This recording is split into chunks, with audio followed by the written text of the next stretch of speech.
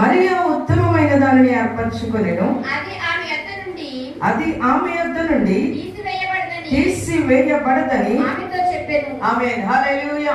ఈ వాక్యాన్ని ఎవరికి చెప్పండి. నోరున్న వారు మాత్రమే వాక్యాన్ని, ఇక్కడ ఉన్న వారు మాత్రమే ఈ వాక్యాన్ని చెప్పండి. ఒకవేళ నీకు నోరు ఉండి నువ్వు ఇక్కడ మనిషి ఉన్నా నీ మనస్సు ఇక్కడ లేనప్పుడు వాక్యాన్ని నువ్వు చెప్పలేవు. లేదు నేను ఆ లిస్ట్ లో లేను, దేవుని సన్నిధిలో దేవుని వాక్యాన్ని వినటానికి, శ్రద్ధగా ఆలకించడానికి, వాక్యానుసారంగా జీవించడానికి నేను రెడీగా ఉన్నానని చెప్పిన వారు మాత్రమే ఈ వాక్యాన్ని నా వెనుక చెప్పండి. మరియా ఉత్తమమైన దానిని ఏర్పరచుకొనెను.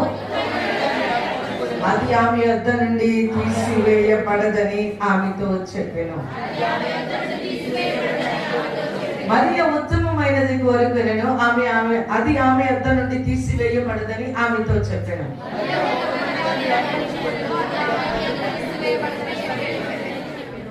పెద్దలు మాత్రం చదివేవు కానీ పూర్తిగా వాక్యం చెప్పలేకపోయినా. ఎందువల్లంటే వాక్యంపై మనకి శ్రద్ధ లేదు.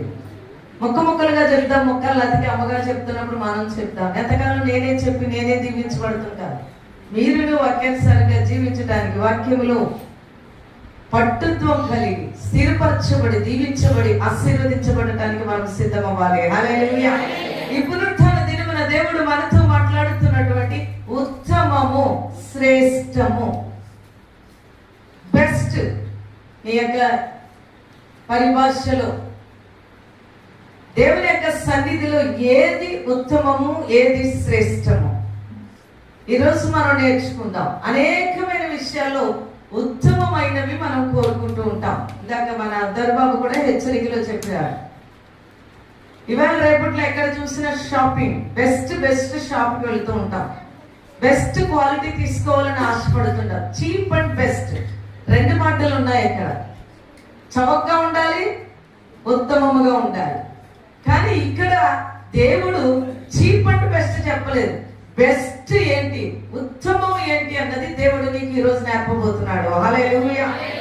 ప్రతి విషయంలో తింటే అరిగిపోయే కూరగాయలు కొనినప్పుడు వాడు వచ్చి నీ ఇంటి ముందు గంట నిలబెట్టుకున్న 1/2 కేజీ కూరగాయలు కొనటానికి వాళ్ళు గంటల నుంచో పెడతాం. ఎందువల్లంటే ఇది కూర్చుంది, దీనికి హోల్ ఉంది, ఇది సరిగా లేదు, ఇది వంకరగా ఉంది, తిప్పి నువ్వు కొనే 1/2 కేజీ వంకాయలో, బెండకాయలో, బీరకాయలో ఏదైనా అవ్వచ్చు.